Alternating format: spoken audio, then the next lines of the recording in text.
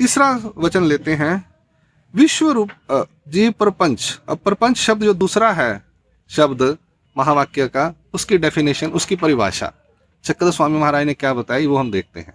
कहते हैं विश्व रूपा चिये ठाउनी मृतिका पर्यंत, विश्व रूप से लेकर मिट्टी तक, मृतिका तक प्रपंच बोली जाए, सबको प्रपंच कहेंगे।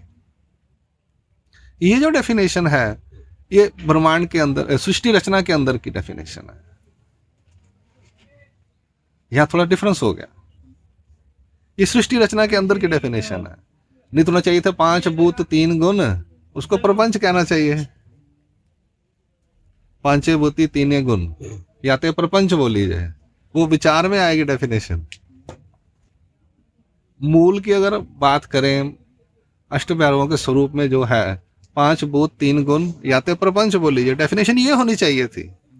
ओरिजिनल डेफिनेशन ये है मूल स्वरूप की। यहां पर उन्होंने क्या डेफिनेशन दी, जो सृष्टि रचना में आया, जो दिखाई दे रहा है, जो प्रपंच हमें दिखाई दे रहा है वो दिखाया, यहाँ उसकी डेफिनेशन बताएगी। तो जो दिखाई दे रहा है वो कहाँ से लेकर कहाँ तक है। वो कह रहे हैं विश्व रूप, विश्व देवता की जो 56 कोटि योजन की मूर्ति है, गोल्डन येलो कलर की है, उसमें शुद्ध पांचों जो 5 भूत 3 गुण है वो शुद्ध है, प्योरेस्ट फॉर्म में है। उससे ज्यादा प्योर फॉर्म उसका नहीं है, प्योर रूप नहीं है, उसकी बनती है विश्व देवता की मूर्ति। ठीक है जी। कहते हैं पूरा विश्व, हम ये ब्रह्मांड जो है, अर्थ है, पृथ्वी है, इसे कहते हैं पूरा विश्व। इसके ये जहां पर स्थिर है वो है, वो दिखाई नहीं दे सकता हमारे को, हम सिर्फ उसको पढ़ सकते हैं, वो हमें दिखाई नहीं दे सकता, पर है वो। जब सृष्टि की रचना होती है तब वो मूर्ति बनती है, जब सृष्टि की रचना होती है तो वो मूर्ति बनती है। ये हमारी ब्रह्म विद्या में आया हुआ विचार शास्त्र में, वो मूर्ति बनती है। इसलिए महाराज ने बोला विश्व के रूप से, विश्व रूप देवता होए परि परमेश्वर, अन्यवृत्ति में है ना, वहां पे सूत्र क्या है, विश्व देवता है या विश्व रूप, विश्व रूप है ना, विश्व नहीं बोला वहां। ठीक है, तो आप समझ लें उसका नाम विश्व रूप है, विश्व रूप देवता है। तो विश्व रूपा चाहिए ठाउनी, ठाउनी यानी वहां से लेकर मृतिका पर्यंत, मृतिका इसको बोल देंगे मिट्टी के कण को, तक, ये दिखाई देने वाला एलिमेंट है जो हमें अपनी नेक आंखों से दिखता है। एक एंगल बताया जो दिखाई नहीं देता, प्योरेस्ट फॉर्म है। एक जो है सबसे दोस्टर फॉर्म है, यानी इम्प्योर फॉर्म है, वो मिट्टी है जो हमें आंखों से दिखती है।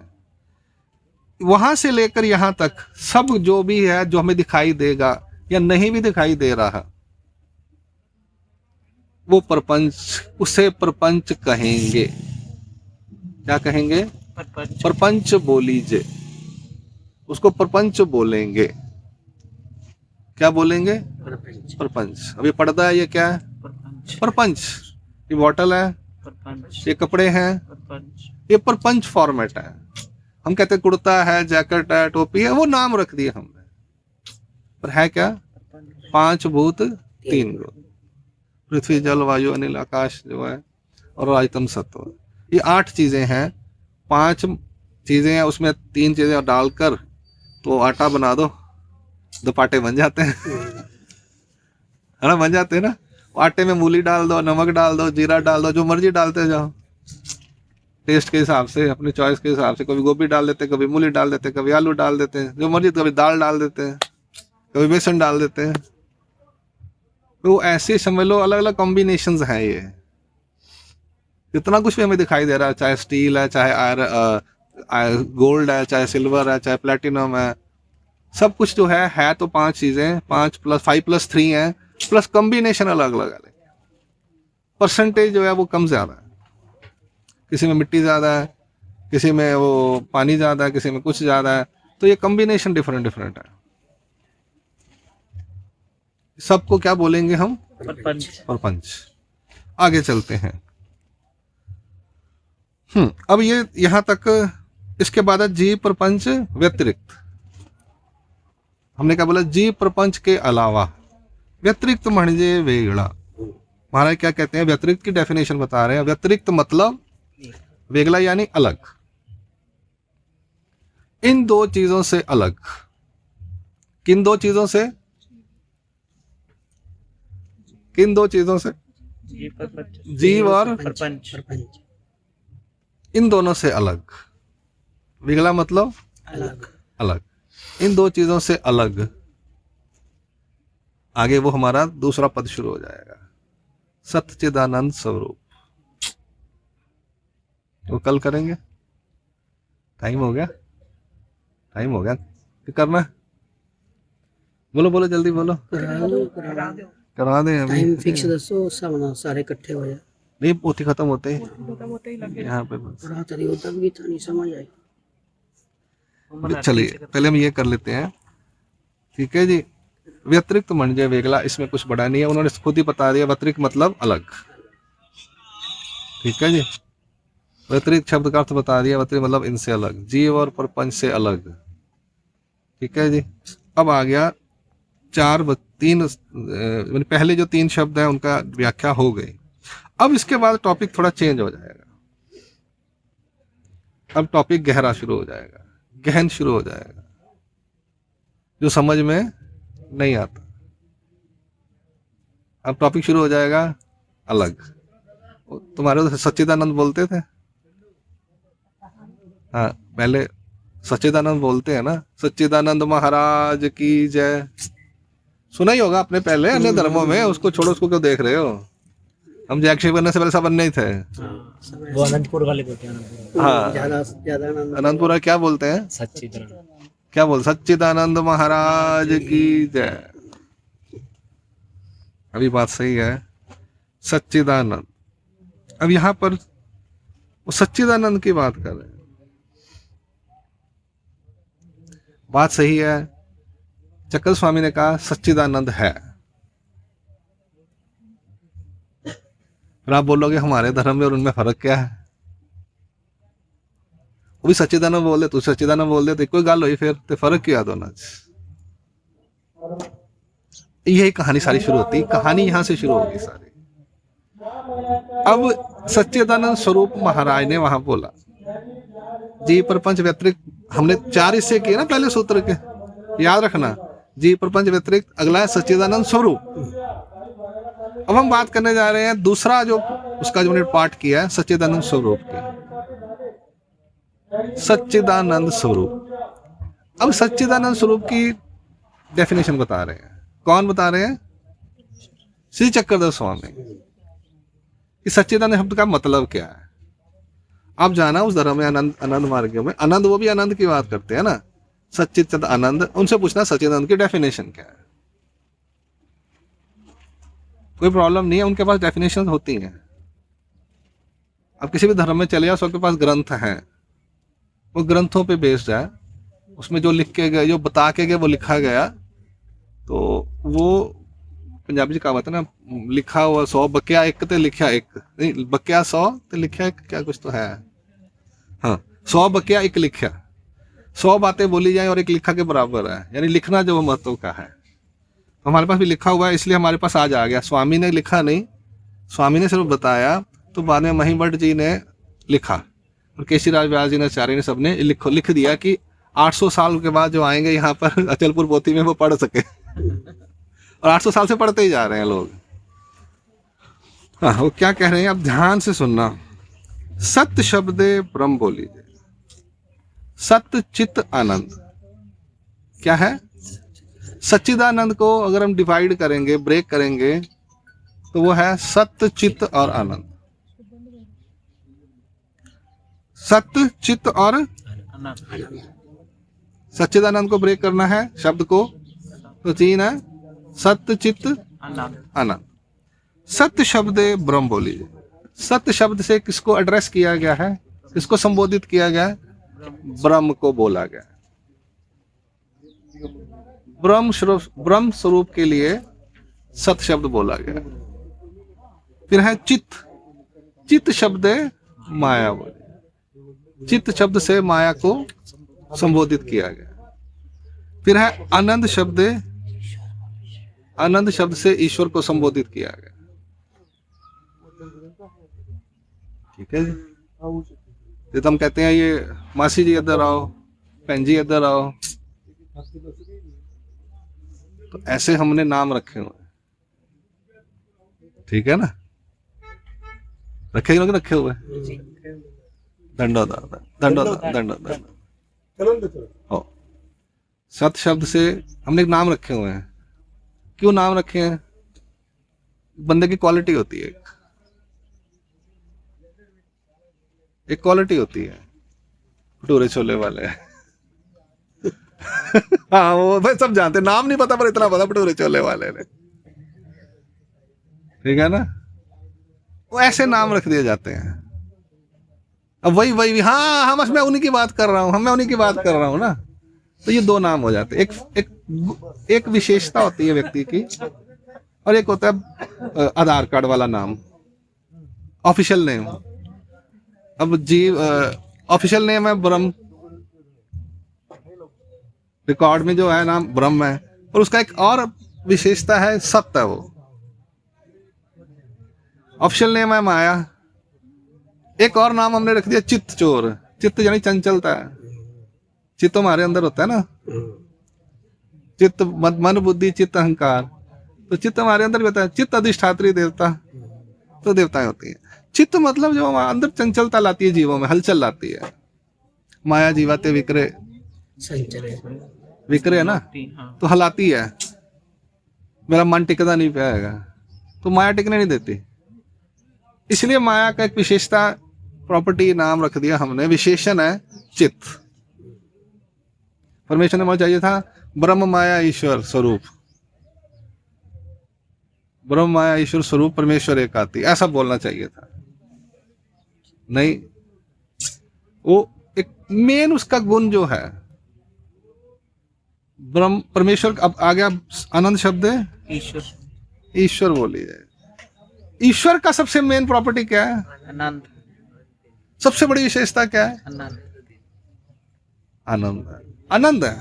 देना दूना की बात मत करो, अभी लेन देन दी गल्ला ना करो। लेन देन दी गल्ला कर लग पैंदे ने, बस जीव है ही लेन देन वास्ते, कर्म है ना, अर्जक है ना। अभी लेने देने की कोई बात नहीं है, अभी सिर्फ समझने की बात है कि वो चीज कैसी है। वी हैव टू अंडरस्टैंड कि वो चीज कैसी है। लेने देने की बातें तो छोड़ो, अभी समझना कि वो है क्या चीज है, कैसी है वो। तो वो है आनंद। आनंद शब्द से ईश्वर को संबोधित किया गया। सो यहाँ पर डायरेक्टली ना बोलते हुए ब्रह्म माया ईश्वर, उन्होंने बोल दिया उनके एक मेन नेम, मेन प्रॉपर्टीज या मेन क्वालिटी। ब्रह्म स्वरूप है, उसकी क्वालिटी है सत्य। माया जो स्वरूप है उसकी क्वालिटी है चित्त, चंचलता लाती है वो। और ईश्वर जो है उनकी मेन क्वालिटी है आनंद। उसका प्राय एक नाम रख दिया सत्य चित्त आनंद। पहले सच्चिदानंद स्वरूप बोल दिया, फिर कहते हैं सब शब्द ब्रह्म बोल लीजिए। आगे क्या बोल रहे हैं? ब्रह्म माया ईश्वर ऐसा त्रैंश परमेश्वर एक। फिर क्या कहते हैं? नहीं सच्चिदानंद तो वैसे ही बोला था मैंने, तो ब्रह्म माया ईश्वर ऐसा एक त्रैंश स्वरूप है, ऐसा त्रैंश, ब्रह्म माया ईश्वर ऐसा त्रैंश। खुद ही चक्रधर स्वामी बोल रहे हैं। पहले कह रहे सच्चिदानंद स्वरूप, फिर दोबारा हमें कह रहे हैं नहीं, ब्रह्म माया ईश्वर ऐसा त्रैंश, ऐसा त्रैंश। बस यहीं तक लेने का। ब्रह्म माया ईश्वर ऐसा तीन अंश। परमेश्वर एक आती, परमेश्वर एक आती को परमेश्वर एक आती, उसकी कोई डेफिनेशन नहीं दी उन्होंने, कोई एक्सप्लेनेशन नहीं दी।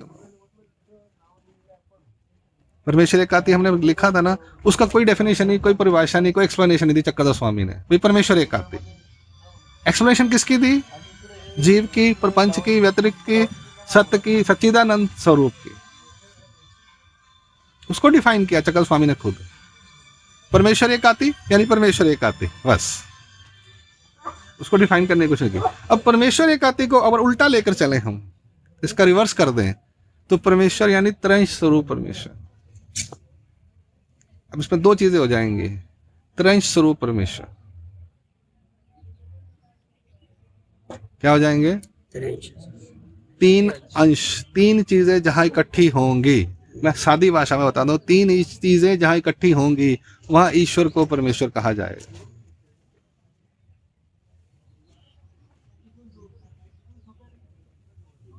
जहां पर माया भी है, जहां पे ब्रह्म स्वरूप भी है, जहां पर ईश्वर स्वरूप भी है, ये तीनों जहां पर हैं वहां ईश्वर को परमेश्वर शब्द से संबोधित करेंगे। वहां ईश्वर नहीं शब्द कहा गया, वहां शब्द रख दिया परमेश्वर। एक लड़की थी, उसका पति आ गया, उसको बना दिया बहू, उसको बना दिया पत्नी। एक लड़का अकेला था, व्यक्ति था अकेला, उसने डाली फैक्ट्री, फैक्ट्री में उसका नाम रख दिया मालिक, सेठ साहब। फैक्ट्री उसने डाली, पहले अकेला था, फैक्ट्री में जब जाता था लोग उसे क्या कहते थे? सेठ साहब आ गए, मालिक आ गया। फैक्ट्री नहीं थी तो वो मालिक नहीं था। ऐसे ही जब ईश्वर अकेले थे तो उनका नाम ईश्वर था। जब उन्होंने लगाई सृष्टि की रचना की, या जब माया साथ में आ गई, ऐसा समझो मोटी बात, माया आ गई, सिर्फ अवतार नहीं होया। जे अवतार की बातें बिल्कुल अलग चैप्टर में है, अभी तुझे अलग से बताऊंगा। अभी अवतार नहीं हुआ, अभी अव्यक्त की बातें चल रही हैं। सिर्फ जिस जगह पर उसका नाम माया स्वरूप आ गया वहां उनका नाम हो गया परम ऐश्वर्यवान। देवता होती परि परमेश्वर न होती। ईश्वर स्वरूप भी देवता है, पर ऐश्वर्य किस, ऐश्वर्य कब, परम ऐश्वर्य कब बोला जाएगा? जब नीचे जिस पे ऐश्वर्य करना है वो साथ में होगा। व्यक्ति फैक्ट्री में जाएगा, लोग उसे मालिक बोलेंगे, सड़क पे जाएगा कहेंगे पर ऑटो कौन आ गया तू, उसको थोड़ी कोई जानता है। कोई जानता है क्या? वो सरकारी दफ्तर कहते हैं कुर्सी को सलाम होता है, हमें आज कोई नहीं पूछता। सरकारी दफ्तर में हमें मिलते हैं रिटायर्ड, कहते हैं दादा पहले अच्छे थे जब नौकरी थी, अब नौकरी छूट गई, अब दफ्तर वाले हमें पूछते ही कोई नहीं है जी। कहते कौन हो आप? तो ईश्वर की कुर्सी ऐसी है जो कभी हिलती नहीं है। ईश्वर की कुर्सी ऐसी है जिसको सब सलाम करेंगे, इसलिए उनका नाम हो गया परम ऐश्वर्य। परमेश्वर का मतलब है परम ऐश्वर्य वाला। ईश्वर शब्द का अर्थ भी ऐश्वर्य है। ईश्वर शब्द का अर्थ भी ऐश्वर्यवान है। पर यहाँ पे हो गया, अब देवताओं में भी है ना, ज्ञान सुख समर्थे ऐश्वर्य प्रकाश। देवताओं में भी ऐश्वर्य है, ऐश्वर्य नहीं है ऐसा नहीं है। ऊपर की देवता नीचे की देवता पर ऐश्वर्य करती है, पर परम ऐश्वर्य नहीं है, क्योंकि उसके ऊपर भी कोई है। अब ईश्वर के ऊपर कोई नहीं है, इसलिए उस जो चक्राख्य देवता जो बताई आज, उसका एक नाम और भी है ऐश्वर्य।